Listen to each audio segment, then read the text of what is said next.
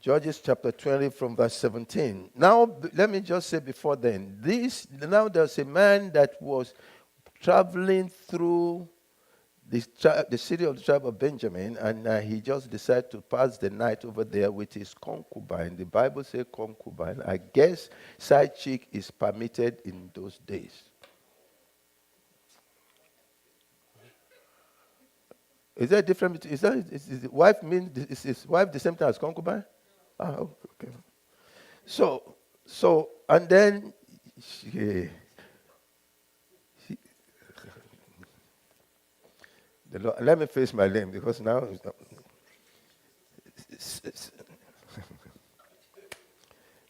I ignore you all now. Let me hear. So now the people, the Benjamites, they demanded they want to just have an affair with this man, and he released the concubine, and they took the concubine. They walk out from night till the early morning, and when she struggled to get to the house, where the master was staying, she collapsed and passed away. And this was so much an abomination that the man cut her body in pieces and sent it to the whole tribe of Israel.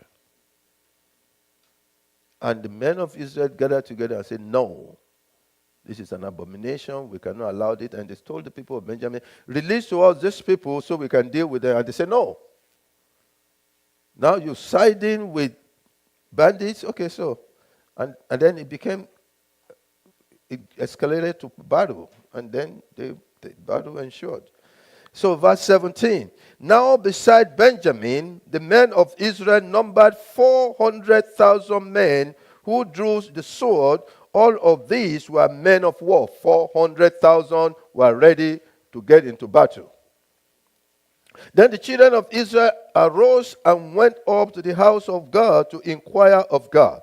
They said, which of us shall go first to the battle against the children of Benjamin? The Lord said, Judah.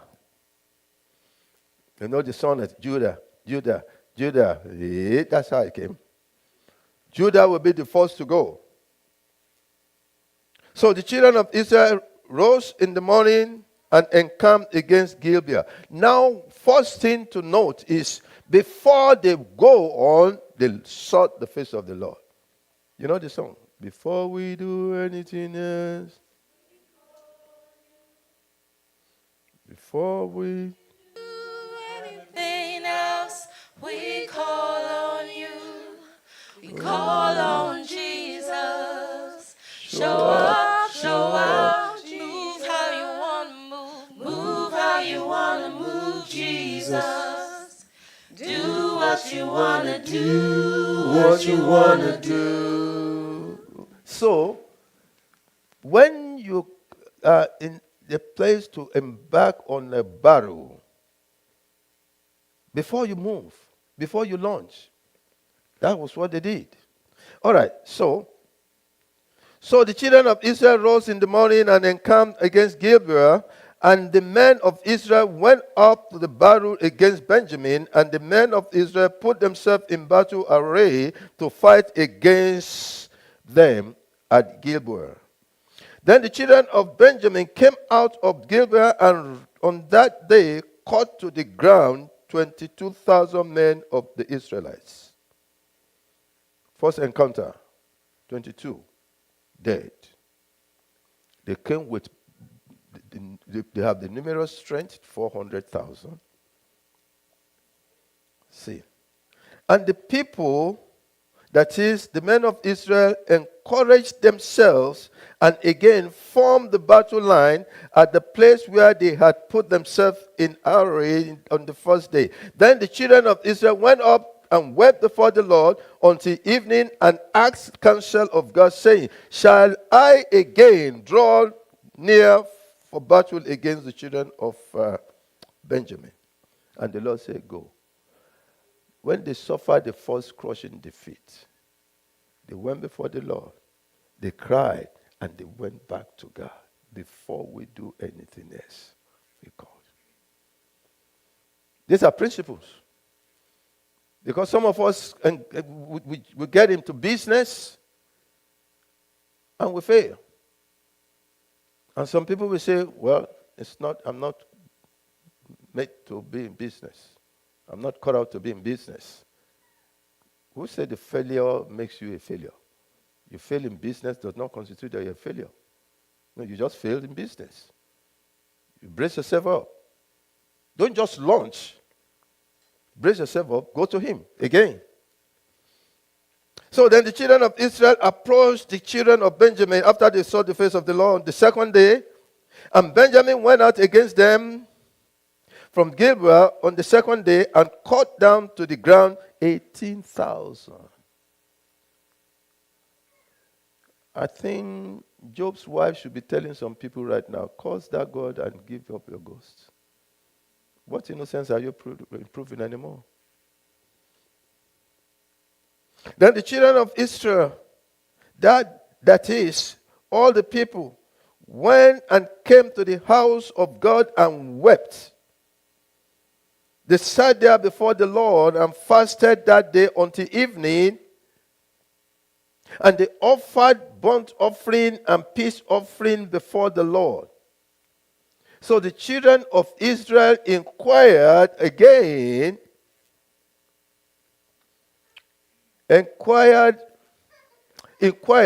the Lord.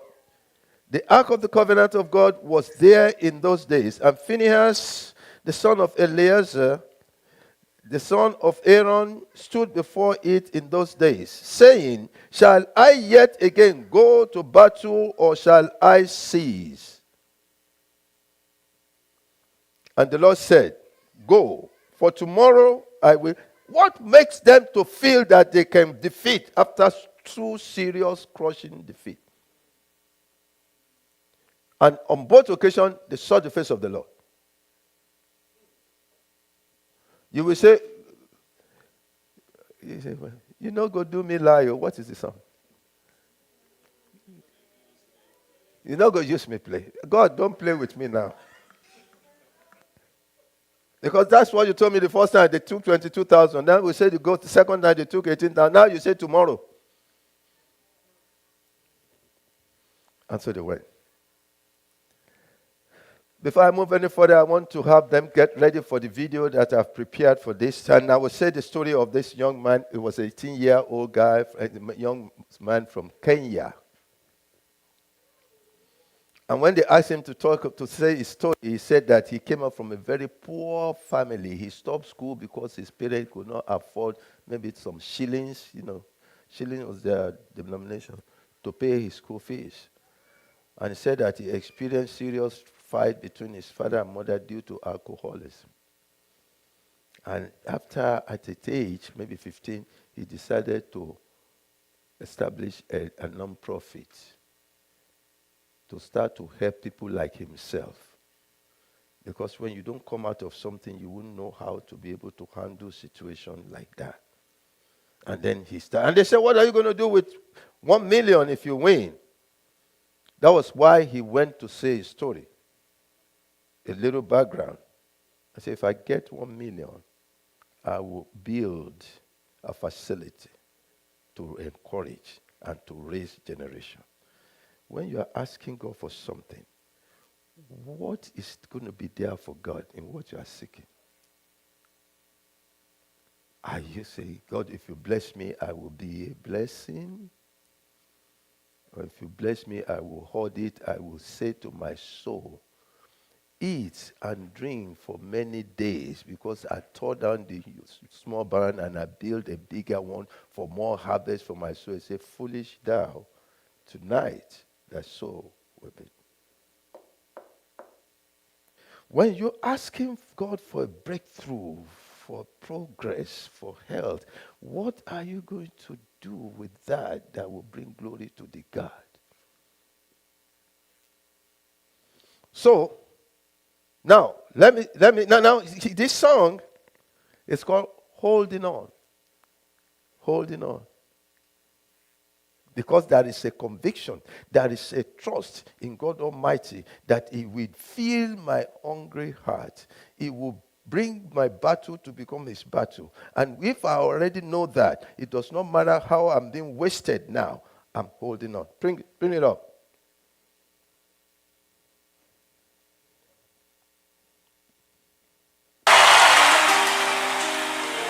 By the way, it's an American Got Talent.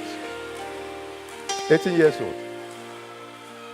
Every door I've been knocking, and every prayer I've been praying, I know that every prayer, every dream I've been all my dreaming, dream, I know. and I know. So every prayer I've been praying, every door I've been knocking, Every day I've been knocking. I know. I'm convinced. And every prayer I've been praying, I Hey, know. yeah. Every dream I've been dreaming, I know He will do it. So every prayer I've been praying, I know He will answer. 'Cause every weakness in my bones, I know He will do it. every battle in my Every life, battle in my life. Hey, every mountain in my every life, battle you in my know. life. Gremosakaba. Every weakness in my soul, Every weakness. so I'm still, Holding on. Don't quit. Hey, I'm still, and I'm still, so I'm still.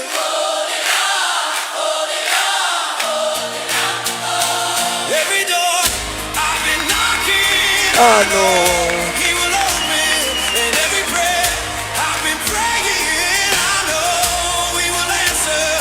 Every dream I've been dreaming, I know He will do it. So every prayer I've been praying, I know He will answer. So I'm still, and I'm still, and I'm still, so I'm still.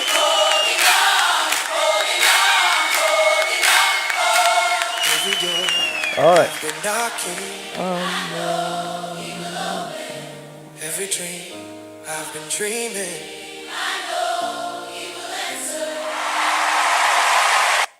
So, persistence, when we say don't quit, it encourages believers to persevere, promising that steadfastness during trial leads to reward and strength. You can't give up. Persistence in God's works. Galatians 6:9. That urges believers not to become weary in doing good. It will be difficult. I do not know how many of you have ventured into one kind of project or the other. You have sought grants from this company, and then year after year it's all the kick aside, and then you're about to give up. Don't you know that the darkest hours is just before dawn? You're about to take a bend into your level, into your place of breakthrough, and you want to quit. You are not meant to quit. Keep on. Strength through Christ, which is Philippians 4:13. It declares, I can do all things, not by might, not by power. Endurance in trials. James 1:12. Endurance in trials. He was saying it with conviction. Every door that I'm knocking, I know. Faith is not a feeling, it's knowing. The knowers that sits in man will express it to you, and you run with it. Unless if I have doubt whether God is the one talking, because there are so many things that talks to man. Your feeling talks to you. The enemy talks to you. And then the voice of God and the enemy is a master copy. It makes it look like God. But that's a rule of thumb. When the enemy is speaking and is quoting, like Satan was quoting the word to the word himself, see? It says it's been written. Because the moment you want to line up with what the enemy is saying, there will be turbulence in your spirit, and that is not God. And even if you have not set your mind to do it, the moment you're thinking of doing what the Lord is saying, you will have peace. Judge God's voice by the peace that accomplishes what He's saying. Judge enemy's voice by you leaning towards it and you start to feel restless. That is not God. For Jesus, every time, peace be unto you. He calms my worry by His presence. And that's not how I know God. Renewal. 2 Corinthians 4:16. This encourages us not to lose heart, because while the outside flesh wasted, the inner self is renewed daily. Faith is another strong word. So that when we are falling, I take not my eyes looking unto Jesus, the author and the finisher. I keep my gaze on Him. Hebrews 12:1-2. It advises that running with perseverance the race that is marked out, fixing your eyes on Jesus. Paul, he expressed his suffering. If you can go with me to 2 Corinthians 11, verse 22 upward. 2 Corinthians 11 from 22. He reflects on his suffering. He said, and are they Hebrews? So I am. Are they Israelites? So I am. Are they the seed of Abraham? So I am. Are they ministers of Christ? I speak as one beside himself. I more in labors, more abundantly in prison, and more abundantly in stripes, above measure, in death often. Of the Jews, 5 times I received 40 strikes, saved 1, that is 39. 3 times I was beaten with rods. Once I was stoned. Thrice I suffered shipwreck. A night and a day I have been in the deep. Journeying often, perils of rivers, perils of robbers, perils of countrymen, perils from Gentiles, perils from city, perils from wilderness, perils from sea, perils among false brethren. Labor and travail, in watching often, in hunger and thirst, in fasting often, in cold and nakedness. Come on.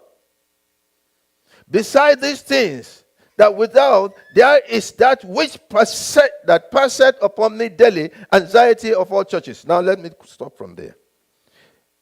He expressed the extent of suffering he went to. Now if somebody will go with me to Acts 23, verse 10 and 11. This one that has went through this much. And before this one, now, he just escaped near-death experience in the public when they have to release soldiers to rescue him from the hands of people that are about to tear him apart. And that same night, just about to lay his head. So, and when there arose a great dissension, the chief captain, fearing lest Paul should be torn in pieces by them, commanded that soldiers go down and take him by force from among them. And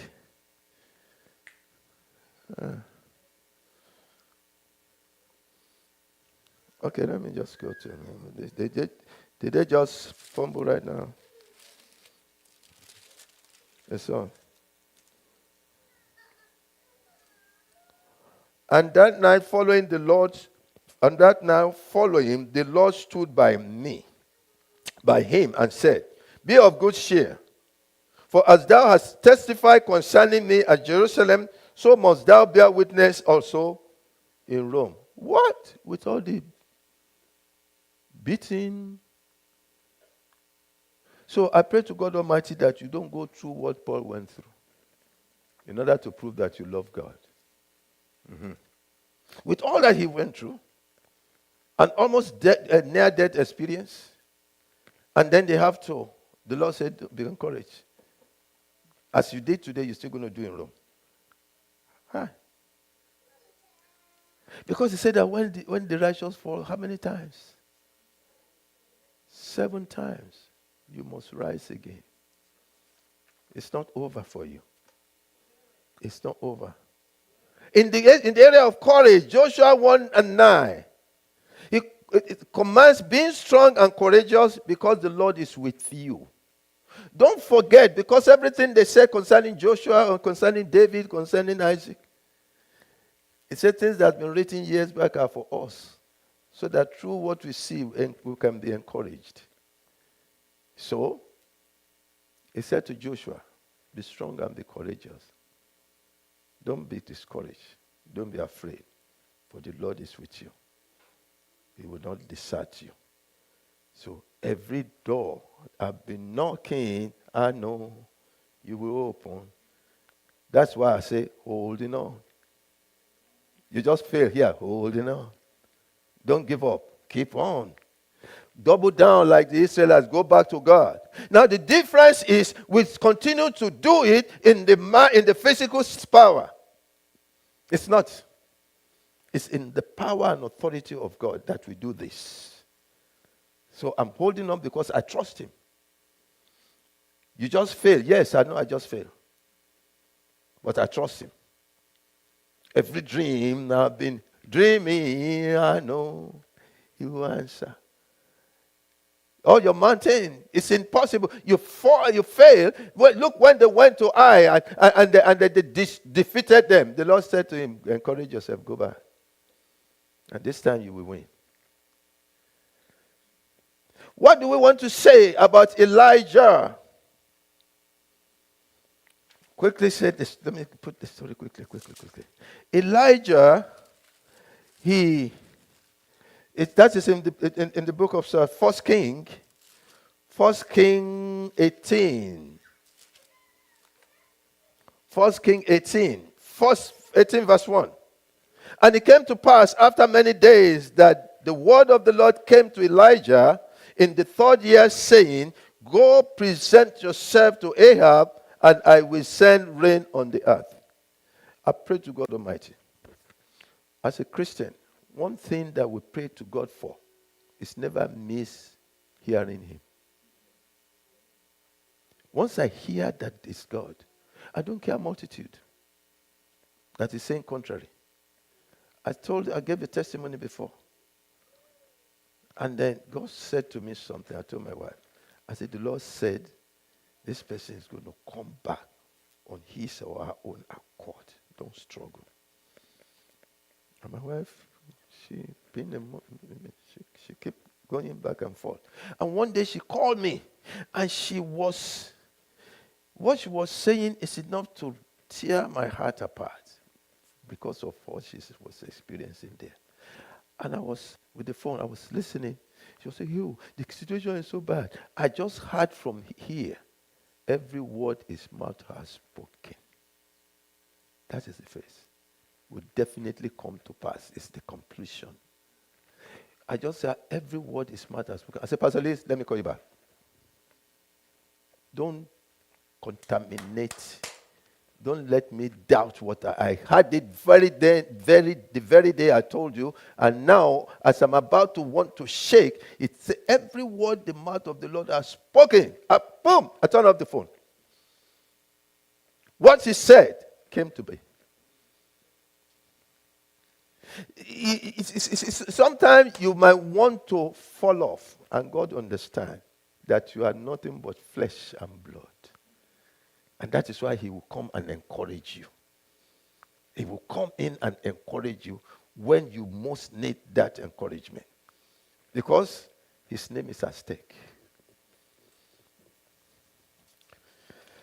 So Elijah said to Ahab, because the Lord told him, he related it to one of Elijah's, Ahab's, this one is a good priest, one of the faithful.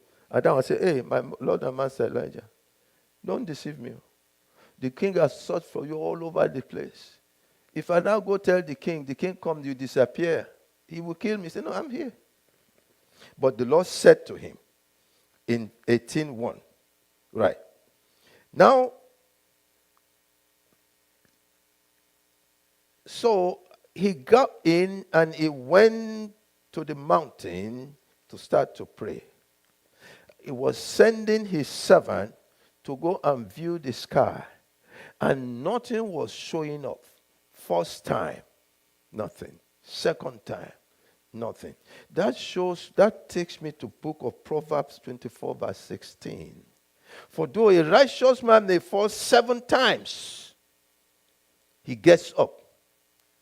7 times he sent the servant to go look, until the 7th time when he saw. How frustrating will it be? You heard the voice of the Lord. That was one thing that never made Elijah to shake in his faith. I know what he said to me. Can you take his word to the bank and defile every word that wants to bring discouragement? I know I know who I believe. And I'm persuaded that he's able to keep that which I commit to him. I've committed this situation into your hand. It's not in my power to fight it. I lay it at your feet.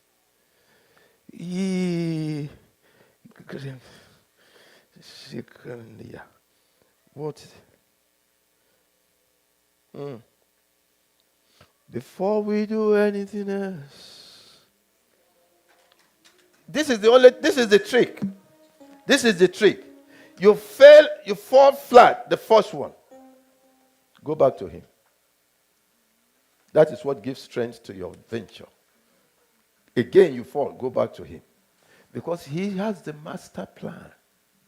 If you don't fall 2, 3, 4 times, you won't appreciate success. You would think it's the power of your might, but you won't know that you've done all you can do, and God now is releasing you to that place of breakthrough. Now, for though you fall 7 times, your failure do not determine ultimate state. Your failure, hey! Failure is a scar that you will show people that have been in the battle.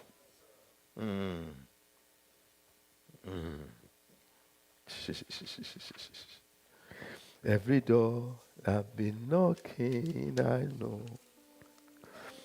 You see, when you fall, the righteous are not immune to life's challenges as seen in the lives of David and Job. But it adds to strength. It adds to faith. It adds to confidence that I know who I believe. I feel fire. I don't know who this one is for. He said every time you fall, 7 times you fall, you will get up. The ability to rise after falling is a testament of divine grace. I can do all things through Christ that strengthens me. It's a testament of divine grace. You fell already. You've lost ground. You are down. And now you're up. Divine grace. May grace be your portion. The word is what I want to hold on to. Psalm 109 verse 105 says, your word is a lamp to my feet and light to my path. When I stop hearing him, I'm done. That's it. Nothing more. I'm not done because I didn't make it. Because even in my downfall, I still go to him. So, this is what it is. You say, I know. You know? I told you the story of when a Christian is naming. And then they set up something about some numbers of something, jaundice, with those things that they will put you under the light. And then they say if the number rise so much, and the doctor was saying that if you lift up this hand, and this one, he pull it back, this one, he doesn't have strength to pull it back. If the number doesn't, now they decide to run a test on him, and that afternoon, the result will come out like 8 o'clock or 9 o'clock. But they've already reserved a bed for him at the children's hospital. And then you pull this one, and this one is not pulling it back quickly. They have cooked the food, though. I don't care about food. They've cooked the food, they've been christening, all that. It needs to go to because if the number remain high, it can lead to loss of this arm. And then my wife said, don't worry, let's do the Christian. I said, I don't care about the Christian right now. And Michael had to call me and say, Daddy, if anything happened to this boy, my wife won't forgive mommy. Aha.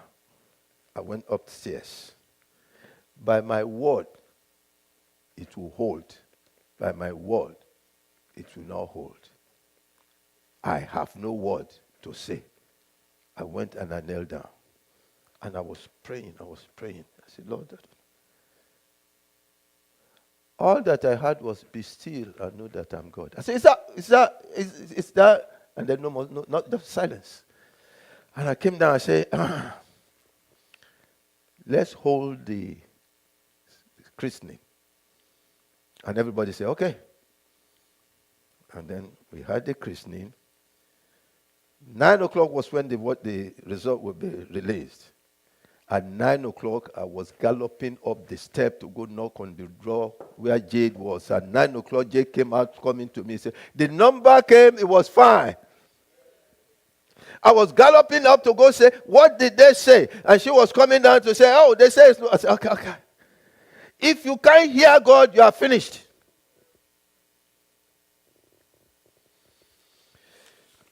My time is out. It's going to be part 2. And the part 2 have some prayers. Every door I've been knocking, I know you. Every dream I've been dreaming, I know. Every mountain I've been facing, I know.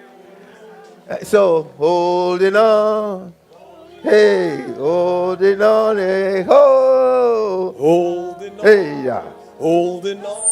Holding on. Holding. Let me just take a pause and give room to anyone that think they're going through. Not that think. If you are going through, you know you're going through because the enemy has been working 24/7 on you, on your situation.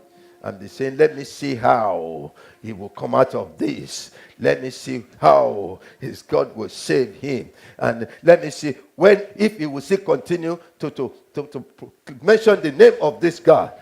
Because I've done everything I know to do. Everything keep coming flat. And it made them start to want to look at me in a funny way. He called himself and he goes to church like, hey, I don't know who you are. I have stories. He encouraged me. So I'm here to be an encourager, just like I have been encouraged. He encouraged me. If that's who you are,